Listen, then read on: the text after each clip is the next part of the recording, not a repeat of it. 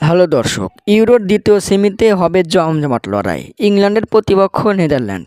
দু দলই দারুণ ফর্মে রয়েছে। দুর্দান্ত খেলে দু দলে উঠেছে ইউরোর সেমিতে। দর্শক, 11 জুলাই বাংলাদেশের সময় রাত 1টায় ইউরোর দ্বিতীয় সেমিতে মাঠে নামবে ইংল্যান্ড নেদারল্যান্ড। যে দল হারবে সে দলই ইউরো থেকে বিদায় নেবে। দর্শক, দু দলের মধ্যে কোন দল সেরা? শক্তিশালীর দিকে শতকরা 70% ভক্তরা ইংল্যান্ডকে মনে করছে। তারা ভেবে নিয়েছে ফাইনালে ইংল্যান্ডই খেলবে, কিন্তু এটা সেমিফাইনাল। হারলেই বিদায়, জিতলে ফাইনাল। কেউ কাউকে সহজে ছাড় দেবে না। দু দলই নিজেদের সেরাটা দিয়ে মাঠে লড়বে। কে শেষ হাসিটা হাসবে আর কে কাঁদবে দেখা যাবে 11 জুলাই সেমিফাইনালের লড়াই শেষে। দর্শক, এইদিকে একই দিনে ভোর 6টায় কোপার দ্বিতীয় সেমিতে মাঠে নামবে কলম্বিয়া উরুগুয়ে।